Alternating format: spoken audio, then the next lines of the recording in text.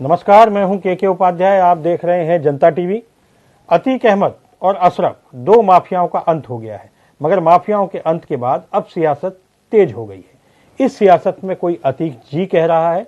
तेजस्वी यादव बिहार के नेता हैं, उप मुख्यमंत्री हैं। उन्होंने अतीक जी कहकर संबोधित किया। आखिरी जुम्मे को पटना में जो नमाज हुई उसमें अतीक अहमद जिंदाबाद के नारे लगाए गए, उन्हें शहीद का दर्जा देने की कोशिश की गई, लेकिन उन लोगों के खिलाफ कोई कार्रवाई वहां नहीं हुई। उधर अलकायदा ने धमकी दी है कि अतीक अहमद के हत्यारों को हम बदला लेंगे, उन्हें मारेंगे।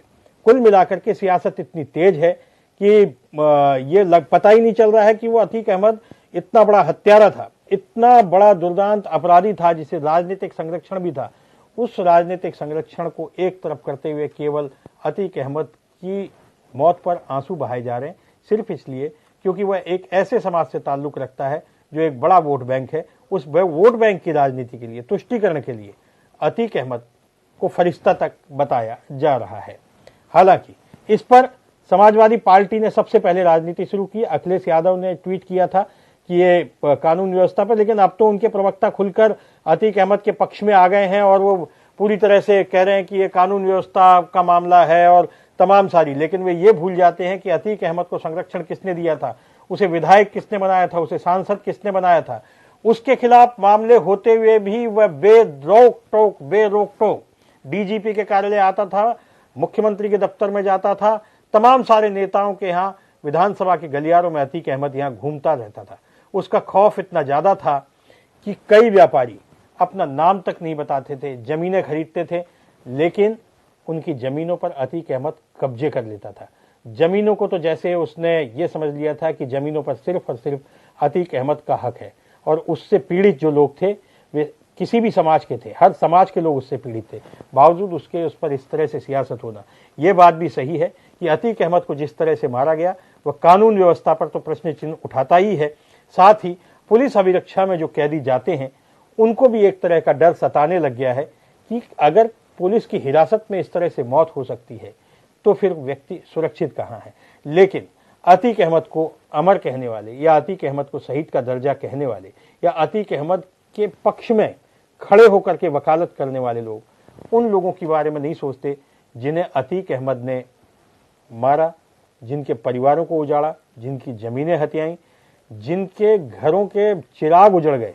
उन लोगों के बारे में वो लोग कभी नहीं सोचते। उन पार्टियों को यह भी नहीं पता कि अतीक अहमद के गुर्गों ने जिस उमेश पाल को मारा था उसके साथ 2 गनर भी थे। समाजवादी पार्टी के लोगों को उनके नाम भी नहीं पता। बहरहाल ये एक लंबी बहस है जो जारी रहेगी और एक बड़ा मुद्दा यहाँ बन चुका है, खासतौर पर उत्तर प्रदेश में। पूरे देश में इस समय अतीक अहमद की मौत और उससे जुड़े हुए वाक़े जो हैं अलग अलग तरीके से चल रहे हैं। अलग अलग तरीके की खबरें टीवी पर चल रही हैं। इसी बीच में उसकी पत्नी शाइस्ता खान अभी तक फरार है। कभी ये खबरें आती हैं कि वो सरेंडर करेगी, कभी ये खबरें आती हैं कि उस पर इनाम बढ़ा दिया गया है, कहीं उसका भी एनकाउंटर न हो जाए। बहरहाल खबरें बहुत सारी हैं, लेकिन इन सब के पीछे क्या सियासत है, किस तरीके से इसके पीछे की एक कार्य योजना चल रही है। हाँ, इस बीच में योगी आदित्यनाथ ने तमाम सारे माफियाओं की, लगभग 64 माफियाओं की एक लिस्ट जारी की है, जिसमें सारे माफियाओं के खत्म करने का एक संकल्प लिया गया है। ये लिस्ट क्या है, ये सियासत क्या है, इस पर पहले ये रिपोर्ट देखिए, उसके बाद हम अपने वक्ताओं से बात करते हैं। यूपी को अपराध मुक्त बनाने के लिए सीएम योगी का प्रयास लगातार जारी है। योगी सरकार जाति धर्म देखकर एक्शन नहीं लेती, बल्कि उसके निशाने पर हर वो अपराधी है जो खुद को जुर्म की दुनिया का बेताज बादशाह समझता है। ऐसे अपराधी पिछले कई वर्षों में अपराध का पूरा नेटवर्क खड़ा कर चुके थे। वसूली, हत्या, रेप, लूट और अवैध कब्जा जैसे जघन्य अपराध इनके लिए मामूली घटनाएं हुआ करती थी, जिन्हें न पुलिस का डर था और न ही किसी एक्शन की परवाह। आज ऐसे ही सभी अपराधी प्रदेश सरकार की सख्त छवि और अपराधों के प्रति जीरो टॉलरेंस नीति से भयभीत हैं। अल्पसंख्यक हो या बहुसंख्यक, पिछड़ी जाति हो या अगड़ी, अपराधों के प्रति योगी सरकार सख्ती से निपट रही है। इसका सटीक उदाहरण यूपी पुलिस की मोस्ट वांटेड क्रिमिनल लिस्ट तैयार की गई है, जिसमें 64 माफियाओं का नाम शामिल है और करीब 500 करोड़ की संपत्ति पर सरकार की नजर है, जिसमें उन लोगों को शामिल किया गया है जिन्होंने गंभीर अपराध किए हैं। अतीक अहमद और उसके भाई अशरफ की हत्या के बाद विपक्षी नेता योगी सरकार पर अल्पसंख्यक विरोधी होने का आरोप लगा रहे हैं। ऐसे नेताओं के लिए यूपी पुलिस की मोस्ट वांटेड की लिस्ट बड़ा सबक है। अब इन अपराधियों पर पुलिस की नजर रखे। योगी आदित्यनाथ जी 2017 के बुखार से ये अभी बाहर नहीं आ पा रहे। हम पूछना चाहते हैं कि सरकार को दूसरा कार्यकाल जो ये चल रहा है कि उन्नाव में एक बेटी को उसके बच्चे के साथ जो बलात्कार पीड़िता है जिंदा जला देने का काम किया गया। कानपुर देहात में एक ब्राह्मण माँ बेटी को प्रशासन के सामने जिंदा जलाकर बुलडोजर चला दिया गया। जालौन में क्या हुआ, एक छात्रा, एक बेटी स्कूल जा रही थी, उसके ऊपर बदमाशों ने गोलियां ताबड़तोड़ चलाईं और वो मारी गई। बलिया के छात्र का क्या हुआ, जिस यादव छात्र को गोलियों से भूना गया। और जितने भी क्रिमिनल हैं, मुख्यमंत्री जी के पसंद के क्रिमिनल हैं, और उनके ऊपर न तो बुलडोजर चलता है, उनके ऊपर ना ही उनका एनकाउंटर होता है। ये प्रदेश जब से योगी आदित्यनाथ जी के हाथ में आया है, प्रदेश में जो कीर्तिमान स्थापित किया है एनसीआरबी के मुताबिक, अपहरण में नंबर 1, बाल शोषण में नंबर 1, रेप में नंबर 2, यही उत्तर प्रदेश की हकीकत है। क्योंकि मुख्यमंत्री योगी आदित्यनाथ जी को शासन प्रशासन चलाने का शौर नहीं है। ये IAS IPS लॉबी से नहीं जानते हैं कि इनको काम कैसे लेना है। हमारी सरकार के लिए अपराधी अपराधी होता है। हमारी सरकार धर्म जाति मजहब देखकर अपराधियों पे कार्रवाई नहीं करती है। जो अपराधी है वो भी जो गैर कानूनी कार्य करता है वो धर्म देखकर नहीं करता है। मुझे लगता है कि अभी जितने बड़े अपराधी पुलिस मुठभेड़ में भी मारे गए हैं, उन सबका देख लीजिए चरित्र की वो किस तरह से अपने जाति के, अपने धर्म के लोगों को सबसे ज्यादा प्रताड़ित किए हैं। तो उत्तर प्रदेश में जो भारतीय जनता पार्टी की सरकार है वो अपराधियों पर 0 टॉलरेंस की नीति पे काम करती है। और अभी जो अपराधियों की लिस्ट आई है उसमें भी देखे होंगे कि उत्तर प्रदेश सरकार ने न कोई जाति देखा, न धर्म देखा, न मत देखा, न मजहब देखा। क्योंकि अपराधी का जाति धर्म मत मजहब नहीं होता है, अपराधी तो अपराधी होता है। और निश्चित तौर पे जैसे 2017 से 22 तक हम जनता के लिए अच्छे कार्य करके जनता के बीच में गए थे, उससे डबल गति से इस बार भारतीय जनता पार्टी की सरकार जनता की खुशहाली और प्रदेश की खुशहाली के लिए कार्य करेगी। बहरहाल सियासत इस पर जारी है। हमारे साथ आज बहस में जुड़ेंगे संजय चौधरी हैं, प्रदेश प्रवक्ता हैं भारतीय जनता पार्टी के, डॉक्टर नीतेंद्र यादव हैं, समाजवादी पार्टी के प्रदेश प्रवक्ता हैं, रोहित अग्रवाल प्रदेश अध्यक्ष हैं व्यापार RLD के, और सूर्य कुमार शुक्ला है पूर्व DGP। बहस की शुरुआत हम डॉक्टर नीतेंद्र यादव से करते हैं। डॉक्टर नीतेंद्र यादव, अतीक अहमद को लेकर के इतनी पीड़ा क्यों है समाजवादी पार्टी को कि जो उसकी मौत पर अब तक समाजवादी पार्टी को ऐसे लग रहा है जैसे उनका कोई अपना बहुत करीबी बिछुड़ गया? क्या इसलिए कि समाजवादी पार्टी ने ही अतीक अहमद को संरक्षण दिया था?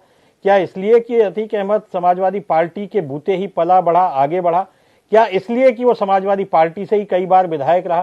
क्या इसलिए कि समाजवादी पार्टी के शासनकाल में ही उसने विधानसभा के गलियारों में खुलेआम भ्रमण किया था? नीतेंद्र यादव।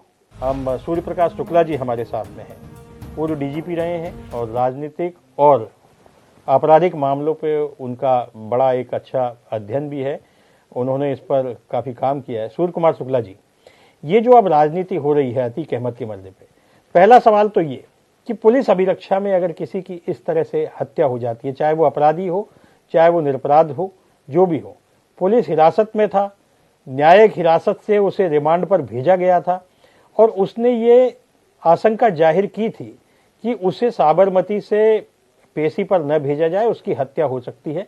सुप्रीम कोर्ट ने उसकी याचिका खारिज कर दी थी और उसके बाद उसकी आशंका सही साबित हुई और पुलिस वहां पर फेल साबित हुई। ये क्या है, आपको क्या लगता है इसके पीछे क्या कहानी हो सकती है? सूर्य कुमार शुक्ला जी। भाई साहब, जहां तक पुलिस की अभिरक्षा में हत्या किए जाने का प्रश्न है तो आपको पता लग ही गया होगा कि जो लोग इस घटना में शामिल थे और जिनकी लापरवाही या कहिए कि अपनी ड्यूटी में फेल होने की बात सामने आई है, तो वो 5 पुलिसकर्मी सस्पेंड कर दिए गए हैं। और ये भी पता लगा होगा कि जिस तरह से और मामलों में तो केवल मजिस्ट्रेटी जांच होती थी, लेकिन इस मामले में केवल मजिस्ट्रेटी जांच नहीं बल्कि एक न्यायिक आयोग का गठन भी किया गया और शासन ने उसकी जो वहाँ के पुलिस कमिश्नर प्रयागराज रमेश शर्मा जी ने और DG पुलिस जो अभी RK विश्वकर्मा जी ने जो अपनी जांच की कमेटी बनाई कि सही घटना का पता लगाओ, उसके अलावा ये हुआ कि शासन ने एक न्यायिक जांच ऑर्डर कर दी। लोगों के जो न्याय के क्षेत्र में जाने माने नाम थे, तो उन लोगों के द्वारा कि सही बात का पता लगाइए कि ये घटना कैसे हुई, किसने कराई, क्या ये जो 3 मारने वाले थे इन्हीं का हाथ था या इसके पीछे कोई और लोगों का हाथ है।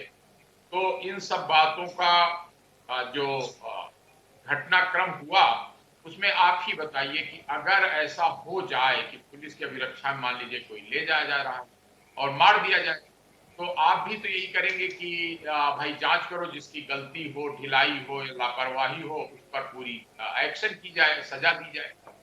और दूसरी एक और बात कि जिस तरह से आपने देखा कि अतीक कोई साधारण अपराधी नहीं, 101 केस थे और उनके भाई अशरफ पर भी लगभग 55 घटनाएं थी और सन 80 के दशक से, यानी सोचिए कि लगभग 43 साल से जो आपराधिक कामों में लिप्त गिरोह था, तो वो स्वाभाविक है कि आम समाज जो शांति की अपेक्षा करता है, तो मैं अपने सभी साथियों, सभी दर्शकों, सभी यही कहूंगा कि देखिए अपना प्रदेश इस समय इन्वेस्टमेंट के और रोजगार देने के काम में, विकास के काम में आगे बढ़ रहा है। तो इसको किसी भी जो भी इतिहास रहा प्रदेश की राजनीति का, प्रदेश के अपराध का, उस पर बहुत ज्यादा चर्चा करने से, वो जो कहते हैं ना कीचड़ में आप पत्थर फेंकिएगा तो कुछ कीचड़ आपके ऊपर भी आएगा। तो उस पर बहुत ज्यादा चर्चा करने के बजाय ये मानकर कि हमें विकास की दिशा में प्रदेश को आगे ले जाना है। शुक्ला जी, और अपराधी शुक्ला जी सही है, शुक्ला जी ये बात सही है कि वो कुख्यात अपराधी था। मेरी बात सुनिए, वो कुख्यात अपराधी था, ये बात सही है, वो फरिश्ता नहीं था। लेकिन पुलिस की अभिरक्षा में ही सारे अपराधी होते हैं। अगर इस तरह से सारे अपराधियों का खात्मा होने लग गया तो क्या ये पैटर्न सही है? अगर इन हत्याओं को सही ठहराया जाने लग गया या इन हत्याओं का यशोगान किया जाने लग गया तो ये प्रवृत्ति बढ़ेगी और फिर लोग इसी तरह से करेंगे। पेशी पर तो सारे अपराधी आते ही हैं, कोर्ट तो वो आते ही हैं और फिर उनकी हत्याओं का एक दौर शुरू हो जाएगा जिसे संभालना मुश्किल हो जाएगा। तो कुल मिला के कहीं ना कहीं कानून व्यवस्था में एक सख्ती भी होनी चाहिए और पुलिस की ये जिम्मेदारी भी बनती है कि अभिरक्षा में तो कम से कम किसी की मौत न हो। नहीं तो फिर जैसे मुख्तार अंसारी ने कह दिया कि अब वो पेशी पे नहीं आएगा, वो डर गया है। हालांकि कुछ लोग खुश हो सकते हैं कि मुख्तार अंसारी डर गया, लेकिन ये लोकतंत्र के लिए तो अच्छा नहीं है ना। बिल्कुल सही कह रहे हैं उपाध्याय जी, ये अच्छा काम नहीं है। और ये भी आप कह सकते हैं कि कोई ये घटना जैसे तमाम अपराधी लोग करते हैं, जैसे थोड़े दिन पहले ही देखिए कि जिस तरह से उमेश पाल की हत्या हुई, उसमें जो साथ में गवाह था उमेश पाल, अब सोचिए उतनी ही चिंता का विषय हम लोगों की ये भी होना चाहिए कि अगर गवाह इस तरह मारे जाएंगे और उनके साथ जो रक्षा करने वाले पुलिस चल रहे हैं वो भी मार दिए जाएंगे और दिन दहाड़े मारे जाएंगे, दौड़ा के मारे जाएंगे, तो इस तरह अगर गवाह मार दिए जाएंगे तो इन अपराधियों को सजा कैसे होगी? और जब सजा नहीं होगी तो उसका समाज पर क्या असर पड़ेगा? और अपना कानून, अपना संविधान, इंडियन पेनल कोड सब ये कहते तो हैं कि हाँ भाई कानून का शासन होना चाहिए, लेकिन देखिए ये उपाध्याय जी कितनी खराब बात है कि कानून की कमियों का फायदा उठाकर, यानी उसकी प्रक्रिया में कमियों का फायदा उठाकर कि देर लगती है, घटनाएं करते हैं, मर्डर करते हैं, जमीनें कब्जा करते हैं, अपहरण करते हैं, लेकिन न्यायिक व्यवस्था से दंड फाइनल होने में इतना समय लग जाता है कि तब तक ये अपने गवाहों को मार डालते हैं, नहीं तो गवाहों को खरीद लेते हैं, नहीं तो अदालत में जाने वाली चार्जशीट के पन्ने ही गायब करा देते हैं, उसको फड़वा देते हैं। और कभी कभी आपने सुना कि जैसे इलाहाबाद हाई कोर्ट के 10 जज साहबान ने कहा नॉट बिफोर मी, यानी इतना इनका आतंक बढ़ गया कि वो कहते हैं मेरे सामने इनका केस ना रखो। तो अब आप सोचिए ये क्या नॉर्मल स्थिति नहीं है? आप जिसका सामना कर रहे हैं भाई साहब, वो नॉर्मल स्थिति नहीं है, वो असामान्य स्थिति है कि ऐसे बिरले अपराधी होते हैं जिनके बारे में समाज में इतनी चर्चा आज आप हम सब लोग क्यों कर रहे हैं? क्योंकि अतीत का लंबा आपराधिक इतिहास भी है और साथ ही राजनीतिक और आपराधिक गठजोड़ का ये ठीक है। रोहित अग्रवाल जी, आप इस जो घटनाक्रम है इसको किस तरह से देखते हैं, और साथ ही अभी 64 लगभग अपराधियों की सूची जारी हुई है और उस सूची में सभी तरह के अपराधी हैं, चाहे वो हिंदू या मुसलमान हों। इस कार्रवाई को आप किस रूप में लेते हैं और क्या आप जिस तरह से अतीक अहमद का महिमा मंडन किया जा रहा है उसके साथ खड़े हैं आपकी पार्टी? रोहित जी। देखिए, अतीक अहमद अपराधी था, इसमें कोई दो राय नहीं। कोई ये नहीं कह रहा है कि अतीक अहमद अपराधी नहीं था या हम उसके साथ खड़े, लेकिन इस घटना में अतीक अहमद पीड़ित है, इसलिए हम इस घटना के साथ जरूर खड़े हुए, घटना पे जरूर सवाल उठा रहे हैं। अगर पुलिस अरेस्ट के अंदर जहां पे 17-18 पुलिस वाले उसके चारों तरफ हों और वहां पे कोई भी व्यक्ति, किसी भी अपराधी की भी अगर हत्या हो जाती है तो वो यहाँ पे पीड़ित है, क्योंकि अगर आप जेल के अंदर या पुलिस कस्टडी के अंदर आपकी हत्या हो रही है तो हमारा कानून तो ये नहीं कहता कि आप कि वो हत्या अगर प्लान्ड वे में हो रही है तो जायज है, या उसको आप जायज तो नहीं ठहरा सकते। आपने 3 लोगों को अरेस्ट किया है ना, आप भी मान रहे हैं ना कि हाँ, जो जिन 3 लोगों ने उसकी हत्या की है वो साधु संत तो नहीं है, उन्होंने अपराध किया है। तो हम बस यही तो पूछ रहे हैं कि उत्तर प्रदेश पुलिस को क्या हो गया है कि उत्तर प्रदेश की पुलिस की कस्टडी में अगर कोई व्यक्ति है, 2 व्यक्ति हैं उत्तर प्रदेश पुलिस की कस्टडी में, उन दोनों की हत्या कर दी जाती है, तो उत्तर प्रदेश पुलिस आखिर कर क्या रही है?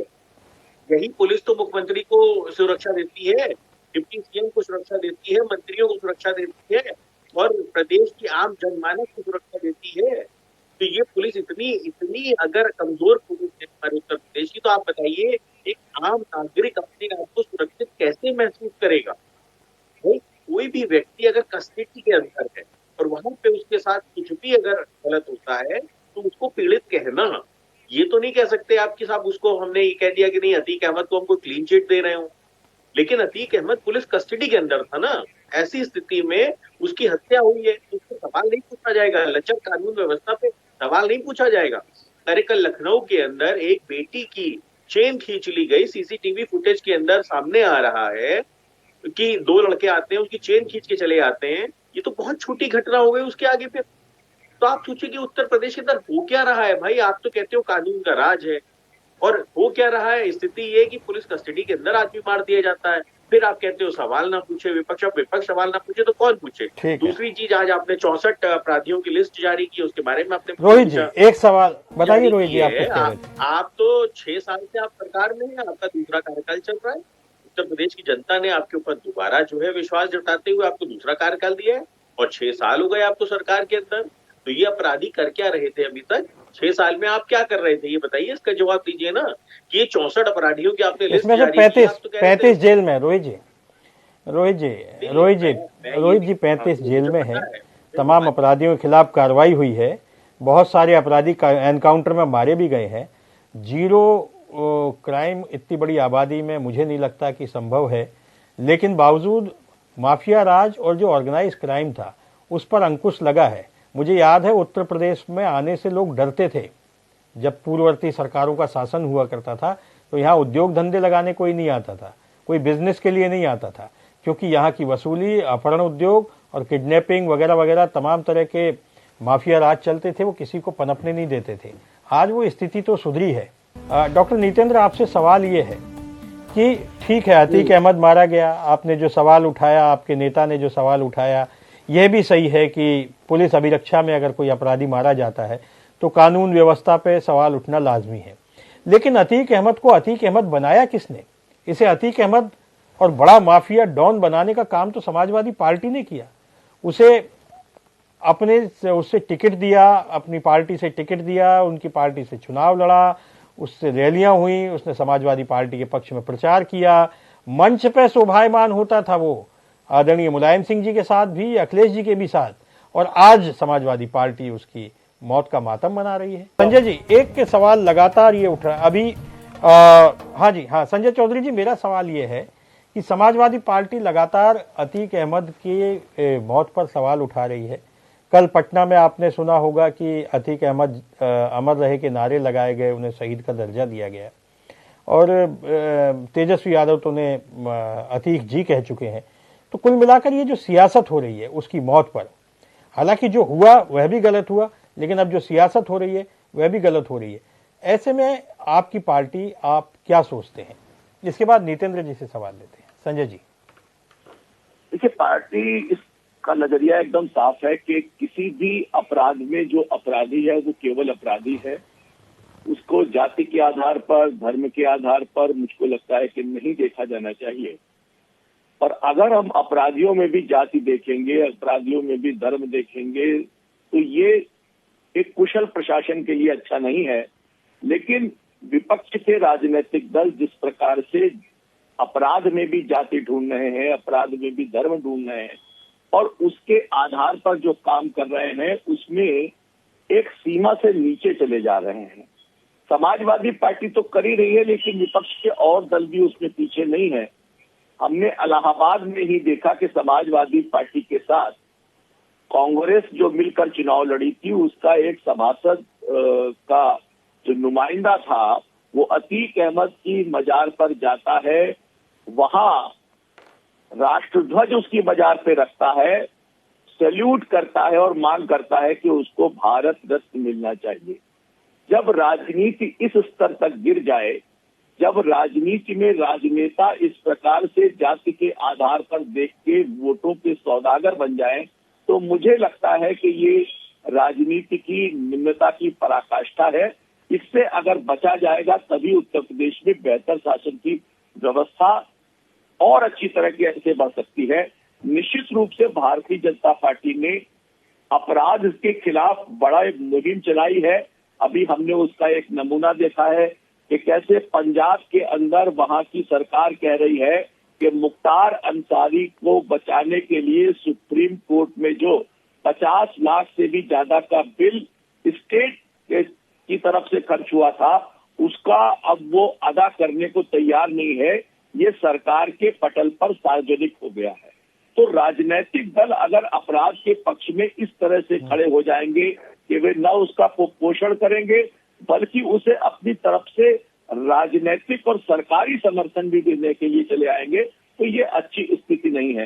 भारतीय जनता पार्टी ने अपनी नीति के आधार पर न केवल नए कोर्ट बनाए, जिस कोर्ट से अतीक अहमद को सजा हुई वो एमपी एमएलए कोर्ट था, और इस कोर्ट को भारतीय जनता पार्टी ने ही बनाया और इसी कोर्ट के माध्यम से 40 साल तक लगातार देश की कानून व्यवस्था के साथ खिलवाड़ करने वाला अतीक कानून की जद में आया और उसको पहली बार सजा मिलती है। सरकार ने ही सारे कोर्ट्स में कोर्ट्स मैनेजर बनाकर रखे हैं ताकि त्वरित न्याय की प्रक्रिया आगे। संजय जी, आपकी बात से मैं सहमत हूं। संजय जी, आपकी बात से सहमत हूं, लेकिन जिस तरह से अतीक अहमद पुलिस की अभिरक्षा में, न्यायालय के कहने पर उसे रिमांड पर लिया गया था, पुलिस की अभिरक्षा में उसकी हत्या हुई है, तो ये कानून व्यवस्था पे तो सवाल उठाता ही है। ये जो हुआ हादसा, इसे आप सही ठहराते हैं या गलत? क्या ये अपराधियों से निपटने का ये तरीका सही है सड़क पर? नहीं, ये निश्चित रूप से ऐसी घटना अगर न होती तो बहुत अच्छा होता। उत्तर प्रदेश में जो हम बेहतर लॉ एंड ऑर्डर के रूप में लगातार काम कर रहे हैं, वो इसके लिए एक ऐसी घटना है जो न होती तो बेहतर होता। लेकिन कभी कभी अपवाद हो जाते हैं, कभी कभी इस प्रकार की घटनाएं हो जाती हैं, जो निश्चित रूप से जिस तरह से हम लोगों ने 5 साल में लॉ एंड ऑर्डर की स्थिति को बेहतर किया है, ये घटना हमारे लिए निश्चित रूप से सोचनीय विषय है। लेकिन इसमें भी जो लोग इन्वॉल्व हैं, इसमें भी जो लोग शामिल हैं, उसके लिए बिना कोई समय गवाए न केवल न्यायिक आयोग बना, एसआईटी बनी, एसआईटी को भी मॉनिटर करने के लिए एक स्पेशल एसआईटी बनी, और हम इस बात का विश्वास दिलाते हैं कि इस प्रकार की घटना में जो भी शामिल है, वो चाहे जितना बड़ा हो, उसको भी बिल्कुल अपराधी की तरह उसको कानून के दायरे में लाया जाएगा और कानून के दायरे में लाकर निश्चित रूप से उन्हें दंडित किया जाएगा। जो भी इसके पीछे है उनको बेनकाब किया जाएगा। एकदम सीधे सीधे आधार पर जो भी अपराधी है, जहां भी अपराधी है, जैसा भी अपराधी है, उसके खिलाफ भारतीय जनता पार्टी की सरकार का जो मिशन है वो रुकने वाला नहीं है। वो ठीक है, नितेंद्र यादव जी से सवाल ले लेते। नितेंद्र जी, बहुत देर से आपसे जुड़ने का प्रयास कर रहे थे, लेकिन अब शायद मेरी आवाज आप तक पहुंच रही है। नितिन जी, आपसे सवाल ये है कि जो हुआ अतीक अहमद के साथ पुलिस अभिरक्षा में वो गलत हुआ, मैं भी मानता हूँ कि कानून सड़कों पे इस तरह से कानून का राज नहीं होता कि सड़क पर जो है रिवेंज लिया जाए या सड़क पर हत्याएं हो जाएं, और वो भी पुलिस अभिरक्षा में न्यायालय कस्टडी में था वो। खैर, लेकिन एक सवाल ये भी उठता है नितेंद्र जी कि अतीक अहमद इतना बड़ा अपराधी बना कैसे? बगैर राजनीतिक संरक्षण के तो बन नहीं सकता था। आपकी सरकारों के दौरान वो पला बढ़ा, उसे पोषित किया गया, उसका इस तरह से राज था, जंगल राज की तरह। वह उसके ऊपर तमाम सारे मुकदमे थे, आपकी सरकार में भी कायम हुए, लेकिन वो जेल नहीं जा पाया। गवाहों की हत्याएं होती रहीं, गवाह को अदालत तक पहुंचने नहीं दिया जाता था। उसका खौफ इस तरह का था कि कोई उसके सामने न नजर उठाता था न जुबान खोलता था, और ये सब हुआ राजनीतिक संरक्षण की वजह से। वो पुलिस अधिकारियों को भी आपकी सरकार के दौरान धमकाता रहता था, सरेआम, मंच से भी, फोन से भी। तो नितेंद्र यादव जी, कहीं ना कहीं तो समाजवादी पार्टी भी इसके लिए दोषी है कि अतीक अहमद जैसे अपराधी इतने बड़े अपराधी बन कैसे जाते हैं? नितेंद्र जी।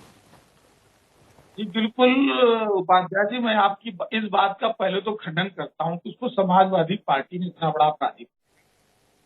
अतीक अहमद 1989 में 89 में पहली बार इलाहाबाद से विधायक बना, वो भी निर्दलीय।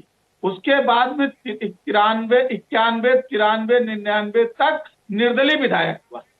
उसके बाद में अपना दल में भी रहा, और इस 89 से लेकर के और आज के डेट तक कितने बार प्रदेश में सरकारें बदली।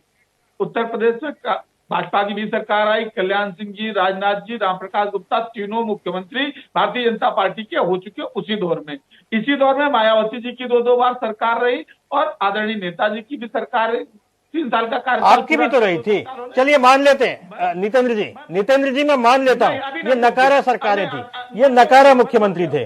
आप नहीं रोकूंगा, इसलिए रोकूंगा कि ये नकारा मुख्यमंत्री थे, लेकिन आपके मुख्यमंत्री, आपकी सरकार के मुख्यमंत्री तो बड़े काबिल थे। तब क्यों नहीं इसे सलाखों के पीछे भेजा गया? तब क्यों नहीं इस पर कार्रवाई की गई? क्यों अपनी सरकार का इस तरह से कह के बचाव कर रहे हैं कि इन्होंने नहीं किया और इसलिए हमने नहीं किया? ये तो कोई जवाब नहीं हुआ ना डॉक्टर साहब। उपाध्याय जी, मैं आपका ज्ञान वर्धन पहले सवाल के बाद आप करें, मैं बात आने दीजिए, आपका पूरा उत्तर मिलेगा। और आपको मैं वही कहने जा रहा था, जिसके बाद उत्तर प्रदेश में 2012 से 17 माननीय अखिलेश यादव जी की सरकार बनती है। ये अतीक अहमद घुटनों के बाद आता था तभी, और आपको ये जानकारी शायद नहीं है, इसलिए सवाल कर रहे हो कि अतीक अहमद को जेल भेजने का काम फरवरी 1917 में समाजवादी सरकार में आदरणीय अखिलेश यादव जी ने कर दिया था, और वो तब से लेकर 6 सालों तक जेल में ही था। और तो इतना बड़ा बनाने का काम भारतीय जनता पार्टी ने किया कि वो जेल में रह करके भी 6 साल तक इतना बड़ा नेतृत्व। संजय जी, आपको जवाब देना है, सुन लीजिए इनको। मैं बिल्कुल सुन लीजिए, मैं बता रहा हूँ, और ये आपकी जानकारी के लिए, भारतीय जनता पार्टी दोनों की जानकारी के लिए बता रहा हूँ कि फरवरी 17 में समाजवादी पार्टी की सरकार में आदरणीय अखिलेश यादव जी ने उसको जेल भेजा था, और 12 में टिकट नहीं दिया था, घुटने के बल लौटा दिया था कानपुर से वापस। उसको टिकट घोषित की गई थी, लेकिन आदरणीय अखिलेश यादव जी प्रदेश अध्यक्ष थे, और वो कानपुर का उसका काफिला इलाहाबाद से चला था, और आधे रास्ते से घुटने के बल उसको वापस जाना पड़ा था, और आदरणीय अखिलेश यादव जी ने उसको 5 साल पनपने नहीं दिया, और 17 में ही उसको जेल भेज दिया था। फरवरी में सरकार समाजवादी पार्टी की थी, और 6 साल तक वो जेल में रहा, और भारतीय जनता पार्टी की सरकार रहते देवरिया की जेल में दरबार चलता था, बलिया में उसका दरबार चलता था, और चुनाव के चलते 2022 में 21 का चुनाव जब था, तो रातों रात चुनाव आयोग को चिट्ठी लिख करके माननीय योगी जी की सरकार ने उसको नैनी जेल में शिफ्ट किया था।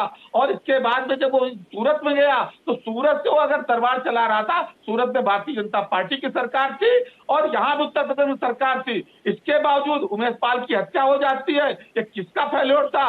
और इसके बाद में वो कस्टडी में हुआ, माननीय न्यायालय ने उसको सजा सुनाई, और माननीय न्यायालय में सजा सुनाने के बाद भी अस्पताल में उसके हाथों में हथकड़ियां थी। उसका भाई विधायक रहा, वो खुद भी विधायक और सांसद रहा, और 17 पुलिस के कर्मियों की सुरक्षा में 3 सरफिरे नौजवान आते हैं और गोली मारकर चले जाते हैं, और भारतीय जनता पार्टी के मंत्री कहते हैं कि वो देवदूत थे, वो न्याय करने आए थे, कर्मों की सजा देने आए थे। तो इसलिए उपाध्याय जी ये कहना गलत है कि समाजवादी पार्टी ने उसको पाला था। समाजवादी पार्टी ने नहीं पाला। 5 बार निर्दलीय विधायक। बिल्कुल बिल्कुल, समाजवादी पार्टी ने नहीं पाला। बिल्कुल बिल्कुल, मुलायम सिंह जी यादव जब मिलने जाते हैं तो वो हाथ अतीक अहमद नहीं मिलाता है, कुत्ता उनका हाथ मिलाता है। ये भी हम दृश्य देखा हुआ है, किस तरह से समाजवादी पार्टी के मंचों से वो भाषण देता था, ये भी हम सब ने देखा। संजय जी आप जवाब दीजिए। इन्होंने तो पूरा का पूरा रुख ही पलट दिया है, तो कह रहे हैं कि सब भाजपा ने किया, हमने तो अतीक अहमद को सलाखों के पीछे भेजा था, हमने तो उसका टिकट काटा था, हमने तो कुछ किया ही नहीं, हम तो अपराधियों के खिलाफ थे। भाजपा के टाइम में बलिया हो, देवरिया हो, साबरमती हो, नैनी हो, ये सब तो भाजपा की सरकारों के दौरान हुआ है। संजय जी देखिए, ये ज्ञानवर्धन आपका करा रहे थे, थोड़ा मैं भी इनका ज्ञानवर्धन करा दूं। मैंने उत्तर प्रदेश की राजनीति में बड़े फलक देखे हैं। जी, मेरा काफी ज्ञान चक्षु खुल गए मेरे। हाँ, इन्होंने 89 के अंदर जब मुलायम सिंह यादव राजनीतिक अस्थिरता के दौर में थे और किसी तरह से तोड़जोड़ करके उत्तर प्रदेश के मुख्यमंत्री बने थे, तो यही निर्दलीय उनको समर्थन देता था। बात नंबर 1। बात नंबर 2, उत्तर प्रदेश में एक बहुत बड़ी राजनीतिक घटना हुई थी, स्टेट गेस्ट हाउस कांड हुआ था। उसमें मुलायम सिंह जी की तरफ से यही अतीक अहमद मायावती को मारने के लिए स्टेट गेस्ट हाउस के अंदर चले गए थे। मेरे मित्र अगर पता करना चाहेंगे, एफआईआर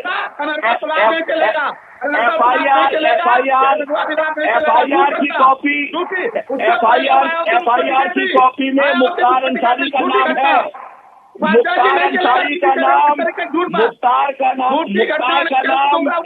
भैया आपको सुनना तो पड़ेगा नितेंद्र जी, आपको उन्होंने पूरा सुना था, आप जवाब वो दे रहे, सुन लीजिए, आप जवाब देना। मैं ये कह रहा हूं कि जब आप बोल रहे थे तो वो बिल्कुल शांत थे, अब वो जवाब दे रहे हैं, उनकी सुन लीजिए, उसके बाद आप जवाब देंगे, मैं आपको पूरा मौका दूंगा, लेकिन उनको रोक नहीं सकता मैं, वो जवाब तो देंगे ना भाई। Sanjay ji, state guest house कांड में मुलायम सिंह यादव के कारिंदे की तरह स्टेट गेस्ट हाउस में घुस के मायावती पर हमला किया था और उस एफआईआर में अतीक का भी नाम है। और अगर इनको नहीं होगा तो एफआईआर की कॉपी भेज दूंगा। क्योंकि वो मुलायम सिंह यादव के खास कारिंदे थे, इसीलिए मुलायम सिंह यादव ने मायावती पर हमला करने के लिए अतीक अहमद का भी इस्तेमाल किया था। जिम्मेदारी के साथ कह रहा हूँ, एफआईआर में उनका नाम था। तो आपके बड़े खास नगीने थे और हमेशा जब अखिलेश की सरकार थी तो लखनऊ के अंदर क्या हुआ था, 50 कांड बता सकता हूँ। लखनऊ में बड़ी हुई इमारतें गवाह है और अतीक का शेर ये बताता है कि मुलायम सिंह यादव के बाद अखिलेश के भी संरक्षण में यही मुख्तार अंसारी और अतीक अहमद इलाहाबाद से लेकर लखनऊ तक अपनी संपत्तियां बनाते रहे। इससे आप इनकार नहीं कर सकते। और अगर आपका संबंध नहीं है तो क्यों अखिलेश खड़े हो गए विधानसभा के अंदर और उसके बाद अतीक की पैरवी करते हैं? निश्चित रूप से अपराध के साथ, क्योंकि आज उत्तर प्रदेश में झूठ बातें बुलवा रहे हो आप भाई, उपाध्याय नहीं चलेगा ये इस तरीके की समर्थन ऐसा भी नहीं चलेगा ना, केवल आप सुनेंगे भाई, केवल आप बोलते रहेंगे, ये नहीं चलेगा ना, केवल भाई ये तो बहस है राजनीतिक। आप भी बोलिए, आपको बोलने का पूरा मौका है, मैं ऐसा कर नहीं रहा कि आपको मौका नहीं दूंगा, आप भी बोलिए, लेकिन वो भारतीय जनता पार्टी के प्रवक्ता हैं, वो भी अधिकृत रूप से अपनी बात कहेंगे, आप सुनिए, आप उसका जवाब दीजिएगा भाई। ऐसा थोड़ी है, वन साइडेड नहीं चलेगा, ये मैं कह रहा हूं, आप भी जवाब देना। आप सुनिए, आप सुन लीजिए, फिर आप जवाब देंगे, फिर सूर्य कुमार शुक्ला जी से लेंगे, संजय चौधरी जी के बाद सीधे आप ही जवाब देंगे, मैं किसी को बीच में नहीं लाऊंगा। संजय जी देखिए, मैंने कहा ना कि अखिलेश के समय में भी लखनऊ के अंदर 50 ऐसी बड़ी घटनाएं हैं जिसमें जिसके ऊपर इन्होंने दबाव डाला, वो एफआईआर कराने की स्थिति में नहीं है। अभी मैं एक नेशनल चैनल पर एक बड़े आईपीएस का वो घटना सुन रहा था कि कैसे सुगना मल की जमीन पर कब्जा करने के लिए राजेश पांडे जी और सुगना मल साहब एफआईआर कराने की हैसियत में नहीं थे। तो जिनके शासन में भुक्तभोगी अगर एफआईआर राजेश पांडे उस समय एसएसपी थे लखनऊ के, राजेश पांडे उस समय एसएसपी थे, और वो जब सुगनामल जी अपनी एफआईआर कराने गए तो एक आईएएस के रेफरेंस पे गए, उन्होंने अपना नाम नहीं लिखा था, बोले अगर मैं नाम लिख दूंगा तो यहीं से, इसी ऑफिस से, डीजीपी के ऑफिस से ही अतीक तक खबर पहुंच जाएगी कि ये एफआईआर कराने के लिए आए थे। उसकी एफआईआर लिखी नहीं गई थी। बाद में वो जमीन सुगना मल ने आधे से भी कम पैसों में अतीक के नाम की थी। ये घटना मुझे पता है। जी जी, तो देखिए, चूंकि अपराध के खिलाफ न केवल नए कोर्ट बन रहे हैं, कोर्ट के अंदर सजा हो रही है, भारतीय जनता पार्टी ने अभियोजन को भी दुरुस्त किया है। एडीजी के स्तर का एक व्यक्ति लगाया है ताकि इन अपराधियों के खिलाफ पुलिस भी, क्योंकि पुलिस ही इनके खिलाफ चार्जशीट लगाती है, वो बेहतर अभियोजन के लिए आए और इनकी जो सप्लाई लाइन है वो तोड़ी जाए और इनके जो शेल्टर देने वाले लोग हैं उन्हें तोड़ा जाए। इन्होंने जो काली कमाई की है उस काली कमाई पे बुलडोजर चलाकर उसे मुक्त किया जाए, वहां गरीबों को मकान दिए जाए। इस तरह के उनके आर्थिक आधार पर भी तोड़ने की बात हो रही है। इनको कानून की जद में लाकर इन्हें निश्चित रूप से बेहतर आधार पर जल्दी कैसे इन्हें दोषी करार दिया जाए, न्यायालय निर्णय दे, क्योंकि इनके दौर में तो ऐसी स्थिति हो गई थी कि जज केस सुनने से मना करते थे। आज कोर्ट इनके खिलाफ निर्णय कर रही है। मुझे लगता है कि इस बदले हुए हालात को ये लोग पचा नहीं पा रहे हैं, इसीलिए अपराध की शरण में जा रहे हैं और ऐसे अपराधियों को प्रश्रय देने से अभी भी बाज नहीं आ रहे हैं। ठीक है नितेंद्र जी, अब आप जवाब दीजिए, आपको खुलकर मौका है, मैं आपको समय दे रहा हूँ। नितेंद्र जी, डॉक्टर नितेंद्र तो जी बिल्कुल उपाध्याय जी, देखिए इतना, एक तो संजय जी ने सारे झूठ आरोप लगाए। पहली चीज, इन्होंने जो गेस्ट हाउस कांड की घटना का बार बार जिक्र करते हैं, तो मैं आपको एक बात आप बता दूं कि इस घटना का जिक्र पूरी तरीके से अनर्थक है, क्योंकि मायावती जी ने खुद कोर्ट में हलफनामा दे दिया और ये कह दिया ये घटना झूठी थी। उसके बाद में समाजवादी पार्टी के साथ गठबंधन किया। जिनके नाम थे, चाहे उस समय के रमाकांत जी का नाम ले लो, उमाकांत का नाम ले लो, विश्वकर्मा का नाम ले लो, एक तो पहले उस पर जिक्र नहीं होना चाहिए। मायावती जी ने हलफनामा कोर्ट में दिया और ये इसके बाद समाजवादी पार्टी के साथ गठबंधन कर लिया, वो बात खत्म हो जाती है। और जिनके नाम एफआईआर में थे, समाजवादी पार्टी के गठबंधन से पहले चाहे उमाकांत यादव हो, रमाकांत यादव हो, शर्मा हो, उन सबको बसपा में शामिल करके टिकट दे चुकी थी। इसलिए उस बात पर मैं बहुत बहस नहीं करना चाहता हूं। अब बात आ जाती, मैंने जब बार बार कहा कि आप आदरणीय अखिलेश यादव जी के नेतृत्व में आने के बाद, तो इसलिए मैंने कहा कि उस समय जो आदरणीय अखिलेश यादव 2012 में जब तमाम बाहुबली कहलाते थे, चाहे मुख्तार हो, अतीक हो, डीपी यादव हो, इन सबको कभी पार्टी में नहीं शामिल किया। इसके चलते तमाम पारिवारिक संघर्ष भी करने पड़े। तो इसलिए ये बार बार कहना कि 2012 के बाद कभी किसी को पार्टी में शामिल करना और उनको राजनीतिक संरक्षण देना, ये सरासर बेईमानी है। आदरणीय अखिलेश यादव जी 5-7 बेदाग सभी के व्यक्ति है, उन्होंने कभी संरक्षण नहीं दिया है और हमेशा अपराधियों पर कार्रवाई करने की वकालत की है। इस घटना की निंदा जरूर की जा रही है कि एक अपराधी हो या एक आम इंसान, अगर न्यायिक व्यवस्था में है तो उसको न्याय के तहत, जुडिशियल व्यवस्था के तहत उसको सजा दी जानी चाहिए। कोई अपराधी आए, जय श्री राम का नारा लगाए और गोली मार के चला जाए, ये घटना निंदनीय है, ये कानून का राज नहीं है। उमेश पाल की घटना की भारतीय जनता पार्टी की सरकार में हुई, उसके साथ संजय प्रसाद सिपाही और राजवन मारे गए, इनकी भी निंदा होनी चाहिए और जो इसमें शामिल रहा है उनके साथ सख्त कार्रवाई हो, कड़ी कार्रवाई हो, इसका समाजवादी पार्टी समर्थन। ठीक है सूर्य कुमार शुक्ला जी, आपने राजनीतिक बयान सुने। अब एक बड़ा सवाल इसमें यह है कि आप पुलिस अधिकारी रहे, इसलिए आपसे पूछ रहा हूँ। चलिए ठीक है, ये राजनीति चलती रहेगी कि वो न्यायिक अभिरक्षा में मरा, नहीं मरना था, जांच होगी और न्यायिक आयोग का गठन हो गया। लेकिन एक सवाल ये भी है कि जिन 3 लोगों ने मारा है, तो 3 लोग कोई बड़े सातिर अपराधी नहीं है। हाँ, उनकी हिस्ट्री सीट है, पर उनका कोई ऐसा रिकॉर्ड नहीं है कि बड़े दुर्दांत और क्रिमिनल टाइप के हों। उनके पास जो राइफलें मिलती हैं, विदेशी राइफलें हैं जो यहाँ प्रतिबंधित हैं। तो क्या एक आप अपराध की चेन से आपने बहुत आप वाबस्ता हुए हैं, क्या आपको लगता है कि इसके पीछे भी कोई एक सिंडिकेट है जो अपने राज छुपाना चाहता है? अब वो सिंडिकेट कौन हो सकता है? क्या अतीक अहमद के ही लोग हो सकते हैं? क्या ये भी आशंका व्यक्त की जा रही है कि जो गुड्डू मुस्लिम, जिसका नाम लिया जा रहा है बमबाज का, गुड्डू मुस्लिम ने ही मुखबिरी की थी असद के लिए, असद और उसके साथ जो गुलाम मारा गया उसकी। तो क्या ये कहानी है क्या आखिर? आप एक पुलिस अधिकारी के नाते मैं आपसे पूछ रहा हूं। अभी सियासी बयानबाजी छोड़ दीजिए, वो लगातार चल रही है और चलती रहेगी।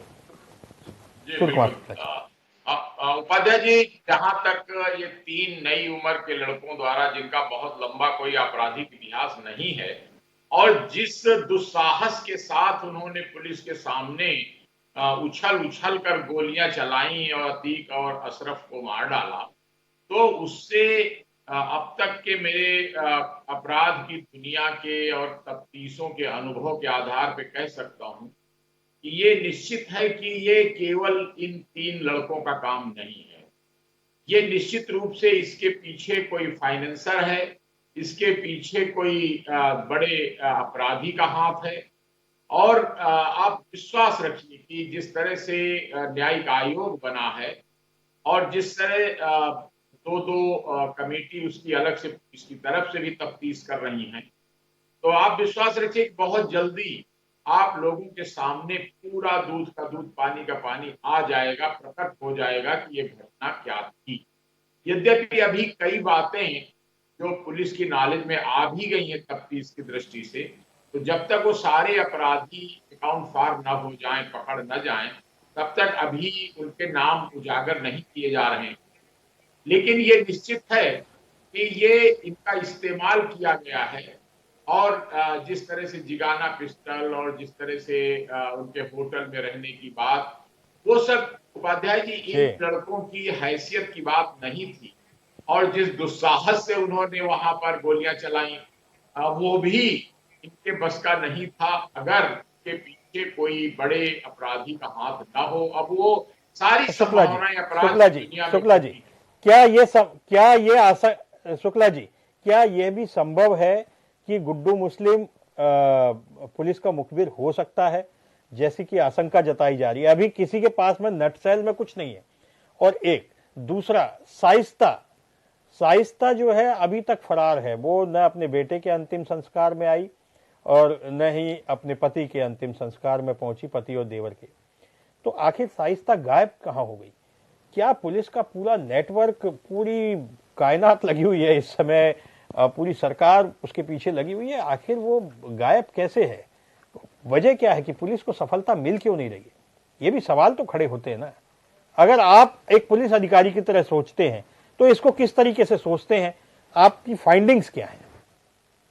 मेरी फाइंडिंग यह है कि आप उस घटना को भी याद करते होंगे कि लखनऊ के ही एक माफिया के जो मेन शूटर था उससे उसकी बीवी की दोस्ती हो गई थी और वो माफिया मारा गया और उसी शूटर से बाद में माफिया की बीवी की शादी हो गई।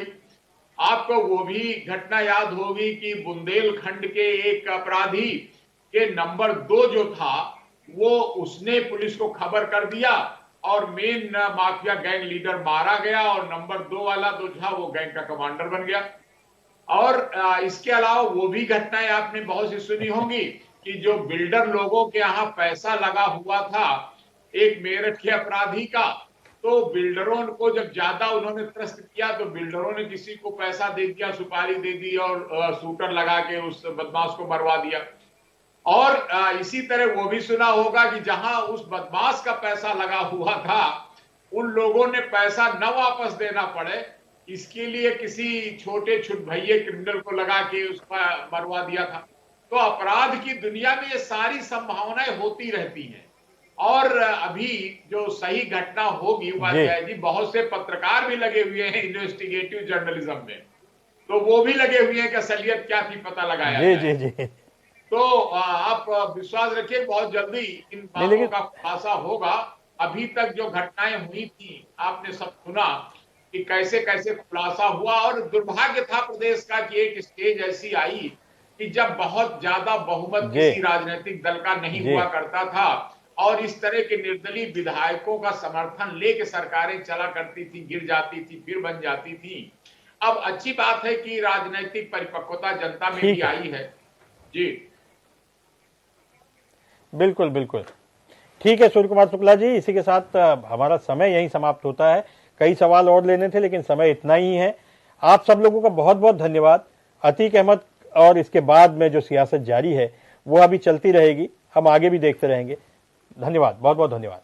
अतीक अहमद के बाद में, अतीक अहमद और माफियाओं के अंत के बाद में जो सियासत चल रही है, ये सियासत अभी खत्म होने वाली नहीं है।